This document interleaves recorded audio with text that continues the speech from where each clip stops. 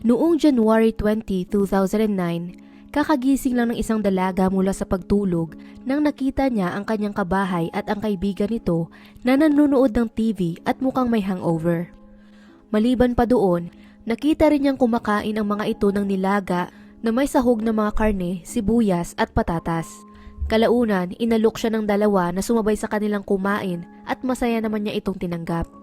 Pero lingid sa kanyang kaalaman, nang nakaraang gabi lamang ang dalawang lalaking ito ay pinatay at pinagputol-putol pala ang isang dalaga sa loob mismo ng kanilang apartment. At ang nilaga na kanilang kinakain ay gawa pala sa laman ng biktima. Magandang araw at welcome mga kakwentuhan. Sa mga taong mahilig sa mga true stories, true crime at kakaibang kwento, please subscribe and i-turn on ang notification bell para lagi kayong updated sa ating mga video. Simulan na natin ang kwento. Si Karina Buduchan ay isang dalagang pinalaki ng isang single mother. May malalim itong passion sa arts kaya nagsumikap itong umattend ng theater school at sumali sa iba't ibang klase ng productions. Dagdag pa rito, may interest din ito sa pagsusulat at binubuhos niya talaga ang kanyang puso sa bawat tula at mga maikling kwento na kanyang ginagawa. Pagbabahagi pa niya sa mga kaibigan, pangarap daw niya talaga na makapasok sa isang kilalang theater school sa Russia at kalaunan ay pumunta sa Amerika upang maging isang artista. Dahil sa malaking pagmamahal niya sa sining, hindi na rin nakakagulat na malaman na mahilig din ito sa musika, lalo na ang heavy rock music. Sa pagpasok niya sa mundong ito at sa pag-attend ng maraming gigs sa edad pa lamang na 15 years old, may nakilala siyang isang binata na nagngangalang Maxim Golovatsky na isa namang 19 years old. Nagkaroon ng malaking impluwensya ang binata kay Karina na nagsimula na rin itong manamit ng katulad niya at makinig sa parehong musika. Hanggang sa pagdaan ng panahon, unti-unti nang nahulog ang kanyang loob sa binata. Gayunpaman, sa panahong sila ay nagkakilala, may girlfriend pa si Maxim kaya hindi niya magawang gantihan ang pag-ibig ni Karina para sa kanya. Ngunit sa kabila nun, pinanatili pa rin ng dalawa ang kanilang pagkakaibigan at patuloy na nag-attend sa mga concert ng magkasama. Kalaunan, doon na din nakilala ng ina ni Karina na si Nadia, si Maxim ng personal. Palagi din ito kasing kinikwento ng dalaga sa kanya, yun nga lang hindi daw ito nagkaroon ng magandang kutob sa binata. Ayon pa rito, sinubukan pa niyang balaan ang anak na parang pinaglalaruan lang ni Maxim ang kanyang emosyon. Masyado din di umano itong matanda para sa kanya at kinikilabutan lang daw talaga siya dito. Masaya naman ang naging buhay ni Karina na may malaking pag-asa pa nga ito sa hinaharap. Sabik siyang unti-unting tuklasin ang mundo at mabilis din siya magkaroon ng maraming bagong kaibigan. Pero ang lahat ng ito ay nawasak noong January 19, 2009. Nang umagang iyon, pumasok ito sa paaralan kagaya ng karaniwan niyang schedule para umattend ng kanyang mga klase. Subalit pagkatapos nito, sa halip na umuwi kaagad, nagpa siya siyang bumisita muna sa bahay ng kanyang kaibigan para mag-aral kasama nito. Sa paglubog ng araw, tinawagan niya ang kanyang ina upang magpaalam kung pwede ba siyang mag-sleep over sa bahay ng kanyang kaibigan para matapos di umano ang kanilang assignment. Malaki naman ang tiwala nito sa anak kaya hindi siya nagdalawang isip na payagan nito. Yun nga lang lingid sa kanyang kaalaman, iyon na pala ang huling beses na maririnig niya ang boses ni Karina. Sa pagbigay niya ng pahintulot sa anak, sinabihan niya ito na dapat makauwi na siya bago pa mag-alas 7 ng umaga na pinagsang-ayunan naman ito. Kaya na sumunod na araw, pagkagising ni Nadia, ang una niyang tiningnan ay kung nakauwi na ba ang anak. Pero sa kanyang pagtataka, wala pa rin kahit anino man lang nito. Nangako itong uuwi sa oras na pinag-usapan nila, kaya agad siyang nag-alala dahil kailanman hindi daw ugali ni Karina ang bumali ng pangako. Kaya ng puntong iyon, hindi niya maiwasang mag-alala at makaramdam ng kaba. Una niyang sinubukan na tawagan ang telepono nito, subalit nagre-ring lamang iyon at walang sumasagot. Dahil dito, nagdesisyon na lang siya na tawagan ang kaibigan ni Karina upang magtanong kung nasaan ang anak. Ayon sa kaibigan nito, umalis daw si Karina upang makipagkita sa isang tao pagkatapos nila sa kanilang assignment. At ang huling beses na nakita niya raw ito ay sa estasyon ng tren. Maliban doon, hindi na niya ito muling nakausap o nakita. Sa kanyang takot na may nangyaring masama sa anak, agad na siyang pumunta sa pulisya para mag-file ng missing persons report. Mabilis namang umaksyon ang mga otoridad at agad na sinimulan ang paghahanap kay Karina, lalo pat 16 na taong gulang lamang ito. Yun nga lang, hindi naging madali ang mga bagay-bagay. Sa loob ng 2 linggo, sinuyod nila ang bawat lugar na pwede niyang puntahan sa syudad, habang ang ina naman niya ay nag-ikot-ikot rin para mag-post ng kanyang larawan at magtanong-tanong sa mga tao kung nakita ba nila ito. Ngunit sa kasamang palad, hindi talaga nila ito matagpuan. Nang desperado na para sa mga kasagutan, nagpa siya siyang hukayin ang private diary ng anak upang malaman ang posibleng iniisip nito. At doon, marami siyang nabasang mga dark at passionate na mga tula ng pag-ibig na naka-address sa isang binatang nagngangalang Max. Agad siyang kinutuban ng masama rito, kaya hinimok niya ang mga otoridad na tanungin ang Max na ito kung ano ang koneksyon niya sa pagkawala ni Karina. Ngunit sa kasamaang palad, hindi nila ito kaagad inimbestigahan ng panahong iyon. Di tumagal, may kumalat namang balita na may natagpuan raw na katawan ng isang dalaga na basta-basta na lang itinapon sa isang basurahan. Pero dahil sa ito ay putol-putol, nahirapan silang alamin ang pagkakakilanlan nito. Doon na sila nagpatawag ng forensic team upang ipasuri ang bangkay at pagkatapos ng mga eksaminasyon, dito na lumabas ang kagimbal-gimbal na katotohanan. Ang mga labing ito ay pagmamay-ari ng nawawalang si Karina Buduchan. Ang dating masaya at palangiting dalaga ay brutal na pinaslang, pinagputol-putol pa ang katawan at basta na lang tinapon na parang basura. Ayon sa mga autopsy results, ang sanhi di umano ng kanyang pagkamatay ay pagkalunod. Pero iyon ay simula pa lamang ng pinagdaanan niyang bangungot. Ang maingat na pagputol ng kanyang katawan ay mukhang gawa ng isang bihasang kamay na maaaring nagpapahiwatig na ang killer ay may pagkadalubhasa at posibleng isang mangangatay ng karne. Nanatili pang misteryo ang eksaktong araw ng pagkamatay nito, ngunit ang malinaw lang, ito ay isang krimen ng kasuklam-suklam na kalupitan. Kaya sa pagpapatuloy ng investigasyon, ang katanungan sa isipan ng karamihan, sino ang posibleng gumawa ng nakakatindig balahibo na krimeng ito?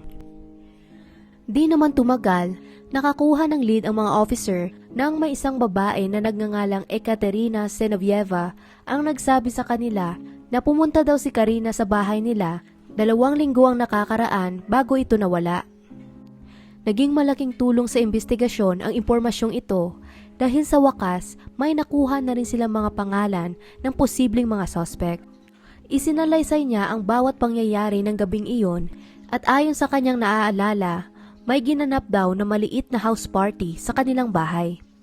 Kasama sa mga nandoon ay ang kanyang housemate na si Maxim, ang kaibigan nitong si Yuri at ang 2 pang ibang kalalakihan.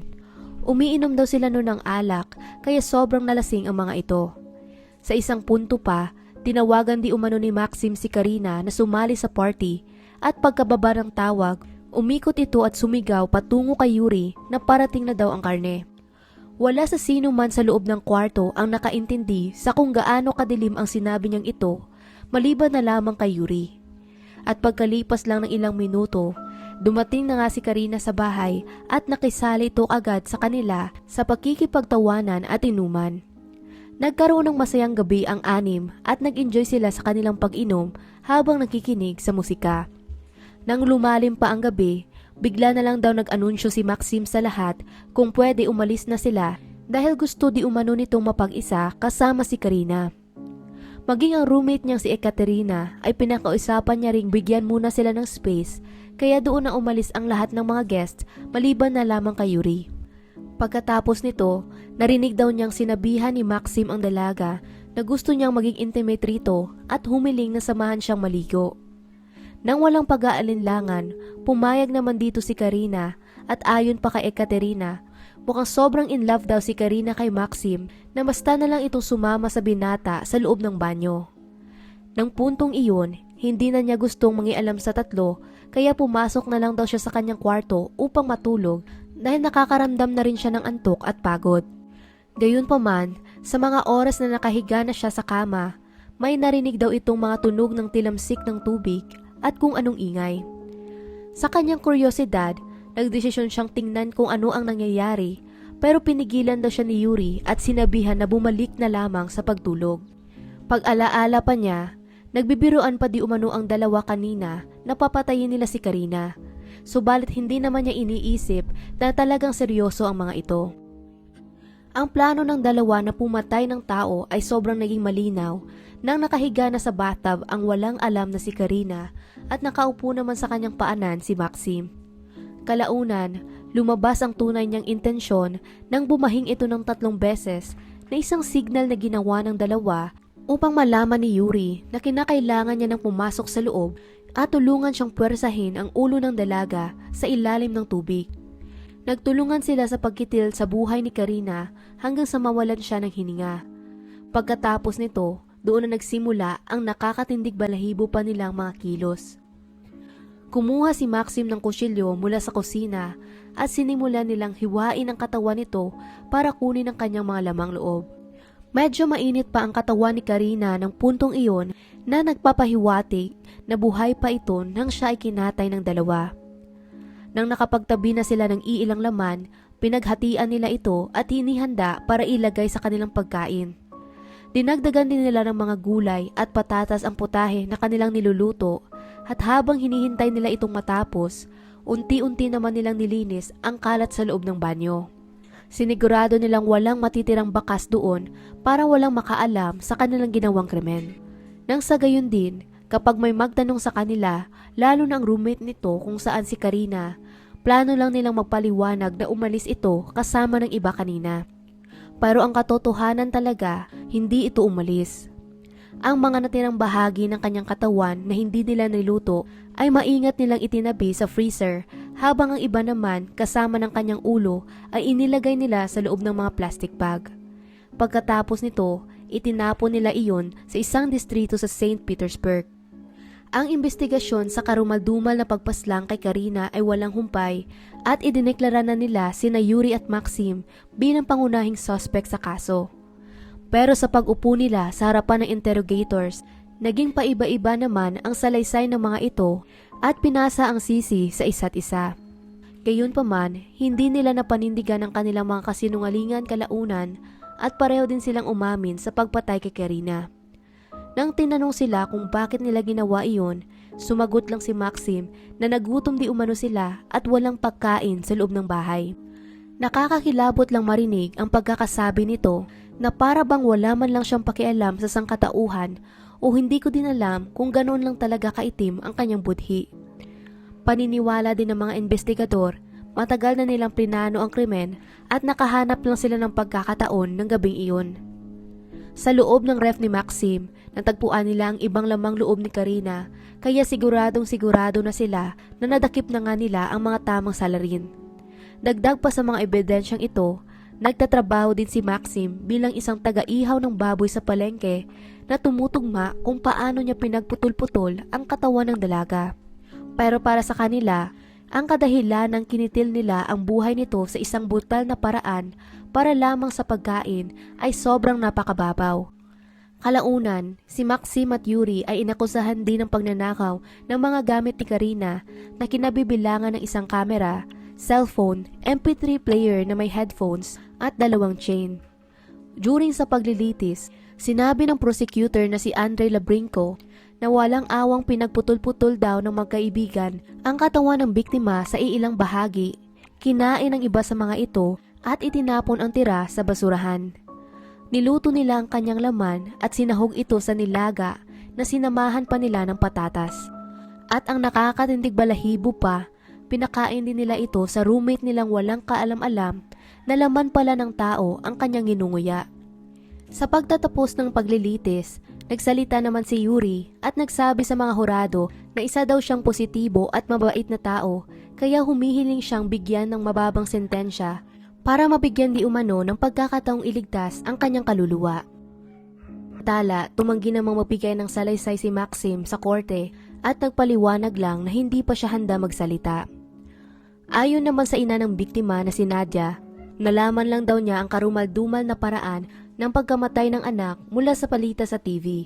At nang narinig niya ito, hinimatay daw talaga siya dahil hindi niya nakayanan ang mga detalye at pakiramdam daw niya parang sasabog ang kanyang puso. Para naman sa pumatay sa anak, ang masasabi niya lang daw ay umaasa siyang masusunog ang mga ito sa impyerno. Hindi man lang daw nila inisip ang sakit na dinulot nila sa ibang tao nang pinatay nila si Karina. Kinuha daw nito ang tanging pag-asa niya at pinaghuhugutan ng lakas para sa kinabukasan. Ngayon, ang magagawa niya lang ay isipin ang mga natitirang alaala nito na tumatawa at nakikipagbiruan. Ang kinakainisan pa niya, napakakalmado pa daw ng dalawa nang kanilang inilarawan kung paano nila pinatay at niluto si Karina. Hanggang ngayon din, hindi pa din daw niya maintindihan kung bakit talaga nila iyon ginawa. Pinalaki daw niya ang anak na mapagtiwala sa mga tao pero ito di umano ang pinakamalaki niyang pagkakamali. Sa pagkawala nito, parang nawala na rin ng saysay ang kanyang buhay at ang sakit sa kanyang puso sa pag-iisip na pinalya niya ang anak ay kailanman hindi mawawala. Sa huli, si Maxim at Yuri ay natagpo ang guilty sa kasong murder kung saan si Maxim ay nakatanggap ng sentensyang 19 years na pagkakakulong habang si Yuri naman ay nakakuha lamang ng 18 years. Inatasan din silang tapusin ang kanilang sentensya sa isang lugar na tinatawag na The Colony na kilala bilang isang brutal na lugar para maging inmate. May mga mahigpit itong mga tuntunin at may rehimen na umiikot lamang sa pagtatrabaho. Karaniwan din sa loob nito ang mabugbog ang mga preso at magkaroon ng kung ano pang gulo. Noong March 2017, inanunsyo naman sa balita na si Maxim Golovatsky ay natagpuan ni umanong nakabitay sa loob ng kanyang selda 8 taon sa kanyang sentensya. May iniwan din itong sulat kung saan sinabi niya tinapos na daw niya ang buhay sa katawang iyon dahil dumating na ang oras para mamatay upang maisilang muli sa bagong pagkatao. Ayon naman sa pamilya ng binata, hindi sila naniniwala na nagpatiwakal ito. Kailanman hindi daw niya nabanggit na gusto niyang gawin iyon at wala rin silang narinig na reklamo mula sa kanya tungkol sa staff ng kulungan o kung may pangbubugbog mang nagaganap sa loob. Sa halip, malaki pa nga ang tiwala nito sa sarili na makakalaya rin siya kalaunan at naghihintay na lamang sa resulta ng review para sa kanyang kaso. Hanggang sa huli kasi, pinanindigan nito na wala siyang kinalaman sa pagkamatay ni Karina at hindi din daw ito isang kanibal. Gayunpaman sa tingin ko, ito'y mga kasinungalingan lamang na gusto niyang sabihin sa sarili upang iwasan at kalimutan ng kanyang konsensya ang nagawang krimen. At hanggang dito na lang ang kwento natin para sa araw na to. Anong masasabi ninyo sa kaso? Kung nagustuhan nyo ang video na ito, maaari mong i-check ang ating channel para sa iba pang mga kwento. Muli, salamat sa inyong pakikinig at hanggang sa susunod, mga kakwentuhan.